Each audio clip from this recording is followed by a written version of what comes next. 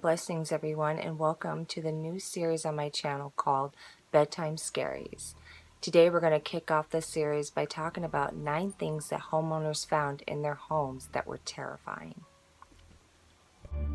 Number 9 on our list, walls that ooze. In 2010, Debbie Hill witnessed this phenomenon happening in her home When her walls began to seep, yet ooze a brown sticky substance. Debbie Hill, being intrigued by the substance, went up to it and decided to give it a taste. She then realized that this sticky substance was nothing other than just honey. Debbie Hill had heard from a neighbor that the previous owners of the home had had a massive beehive that had to be exterminated from the premises. Debbie Hill then called Denver's bee expert, Greg McCullen, to come in and investigate the situation. He explained that in 90-plus degree weather, a bee's wings act as a fan for the honey. No bees means oozing walls of honey. The fix for the oozing walls of honey?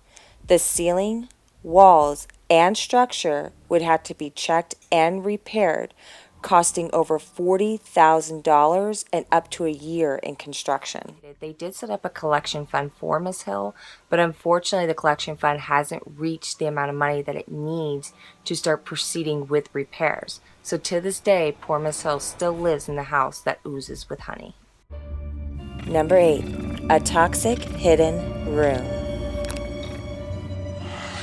In 2005, Jason and Carrie Brown bought their dream 5-bedroom, 2-bath home. While they were doing renovations, Mr. Brown had moved an old bookcase, only to reveal a very small corridor leading to a very tiny room. Intrigued, the family proceeded down the corridor. When they arrived to the small room, they expected to find treasure of some sort, but that's not the case. Instead, they found a note centered in the middle of the room, and in big letters it said, "You found it." On the back of the note, it read, "I owned this home for a short while, and it was discovered to have a serious mold problem, one that actually made my children very sick, to the point that we had to move out." George Lenevis, the previous owner of the home, discovered the serious mold problem only after one of his children became seriously ill. His daughter became so ill that she could no longer hold any nutrition or breathe in their home. Mr. Lenevis packed up his stuff, stopped paying his mortgage, but before he left, he made sure to write a warning letter for the home's next victims. The Browns then called a local environmental engineer to come in and test the mold. When they received the results, they not only sealed and condemned the home, but the plans for renovations for the Browns were permanently exterminated. Number 7 on our list, old artillery shell. Okay, so seriously, finding slime or corpses in my house is something I would rather find than to find this next thing on our list. How about finding a live bomb? This terrifying fear actually came to life for Linda DeForest in their new home in Goshen, Indiana. When Miss DeForest went down to her basement to do a couple renovations, she found a foot-long, green, torpedo-shaped object. She then alerted her husband to her finding to come and take a look at the object to see what his opinion was. When Mr. DeForest approached the newly uncovered object, he did what any typical macho husband would do. He picked it up carelessly and then even started toying with it. It wasn't until family friend and Army veteran Joshua Blankenship inspected the family's newfound toy. He not only realized that this was a mortar or an anti-tank weapon, but it showed no signs of being disarmed or disabled. The funny thing is, Mr. Blankenship's advice to the family was, and I quote, "Put the fucking thing down and don't touch it." And of course, the DeForests did as they were told by Mr. Blankenship. They actually went all the way down the street to the last neighbor's house. They called 911, which then prompted the Explosive Ordnance Disposal Unit to come in and handle the object carefully and dispose of it correctly. The previous owner was a war memorabilia collector, and it's possible that he left the ticking time bomb when he moved out. Number 6 on our list, witches' bottles. It was once a common practice to place witches' bottles in the walls of one's home that was trying to ward off a witch's curse. In fact, an Old Bailey court record from 1682 documents that a husband believing that his wife is affiliated with witchcraft is supposed to do these things. Step 1. Take a quart of your wife's urine. Step 2.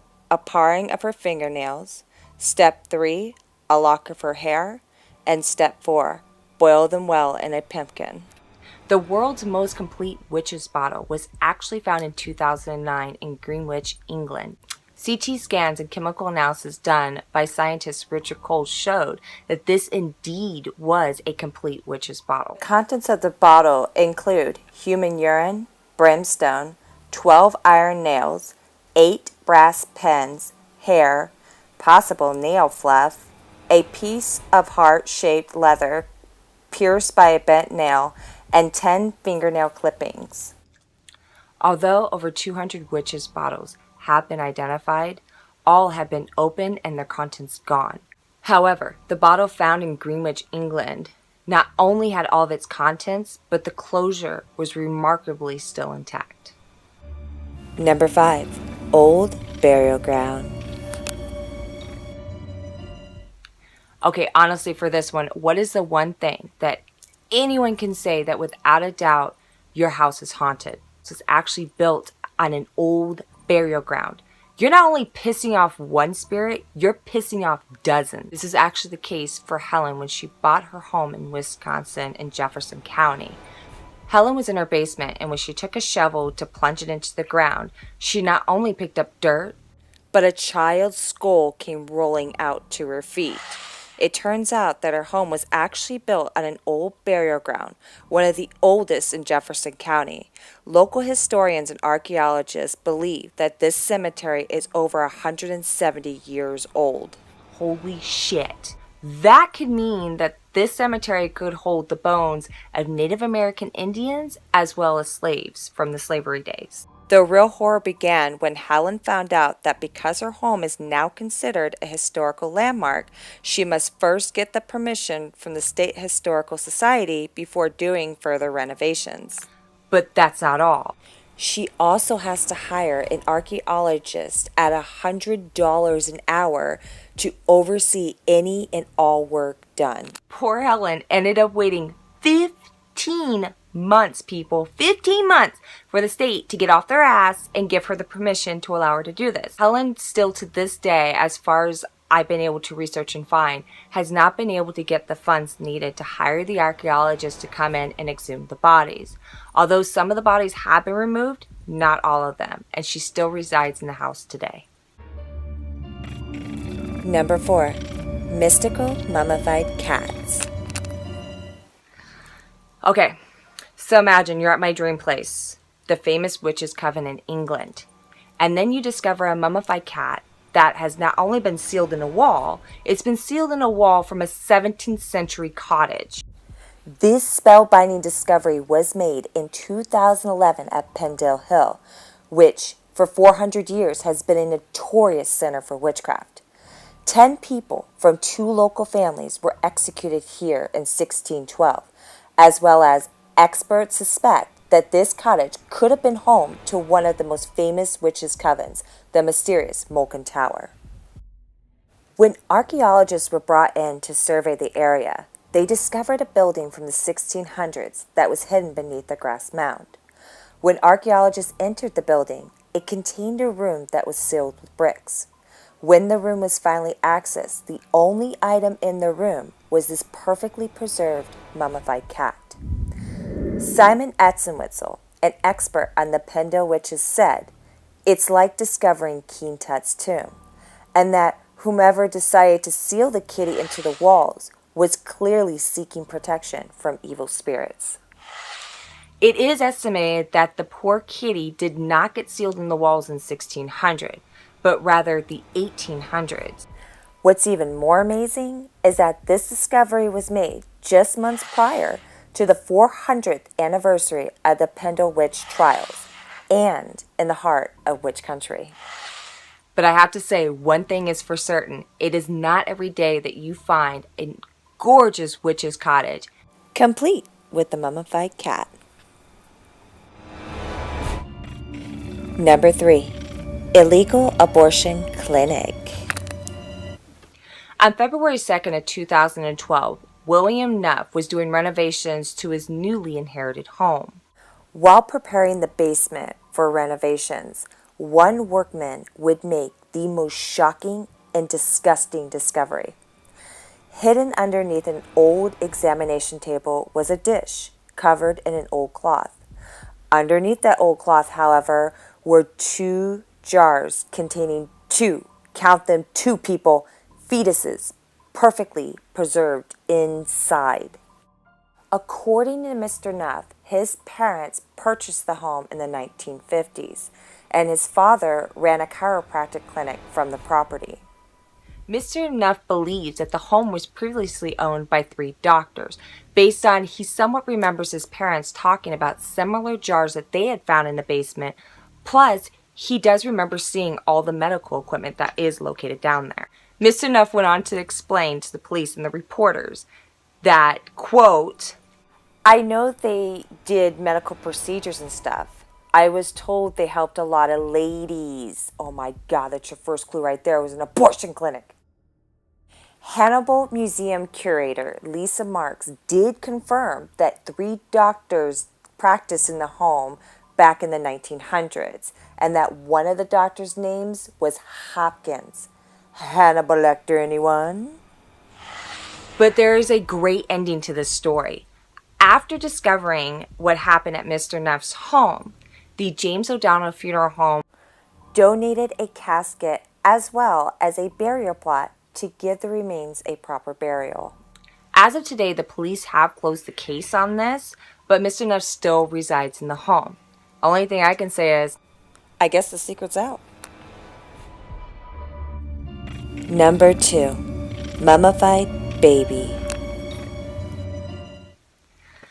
okay, so in all honesty, even for myself, this would freak me the hell out. There have been stories of homeowners that have talked about finding mummified cats, mummified rats, and mummified birds. But what honestly would cause your blood to just run down to your feet, turn your stomach more than a Japanese roller coaster? How about finding a perfectly preserved mummified baby? This is no folktale. This is an actual story that did happen in 2007. Bob Klinghorn was renovating a home in Ontario, Canada. After he drilled a hole in the ceiling for wiring, he noticed a tiny bit of old newspaper hanging out. His coworker claims that after the hole was drilled, he noticed the room filling with a very pungent smell. Intrigued, Mr. Killhorn then removed the newspaper wrap package from the wall. He then saw tiny toes sticking out. As he unwrapped the package, it was then discovered to be a perfectly preserved 4-month-old mummified baby. The date on the newspaper was 1925, so it is assumed that the infant possibly died around that time. When paramedics were called and examined the infant remains, they did see that the infant's hip had been crushed, which in that time would have been fatal. The infant's remains were taken and examined by the Center for Forensic Science, as well as the Homicide Squad for the police department. To this day, the case is still open and police are still actively investigating it. The only thing we can hope for now is that justice will be served one day. Number 1. Mummified body of the previous owner. George Gyro got a killer deal on his home in the seaside town of Roses, Spain. The home had been foreclosed on a few months prior due to the owner mysteriously disappearing. When Mr. Gyro walked through the door of his new home, he wanted to see his spectacular view of the Mediterranean Sea. However, that's not the view he got, but instead of the previous mummified owner. Honestly, I would think that if a homeowner stopped making payments on their house, the bank or maybe the real estate broker would have come to the property to check to make sure that the owner hadn't died in the house. That's standard practice here in America, but obviously in other countries, it doesn't seem like it's that way. The saddest part of all this, no one knows how long her body sat there. Her financial institution estimates that the body sat there for 6 years due to that was the last payment that had been made. Investigators explain that because of the home's proximity to the coastline, it created the perfect concoction for mummification. Not exactly the new memory I think Mr. Gyro wanted to make in his new home. Alright, that was it. We're done. That was 9 things that homeowners found in their homes that were absolutely terrifying. Some of them were scary, some of them weren't. But if you guys like this series and you want to see more of this, comment below, share, like, and subscribe to my channel. Let me know you love me, and I'll let you know I love you too by making more videos. But remember, before you go to bed, look out your window and turn off the light. If you're lucky enough, you may see the witches in flight. Merry part and merry meet again. It's been a delight. I bid thee farewell and a good night.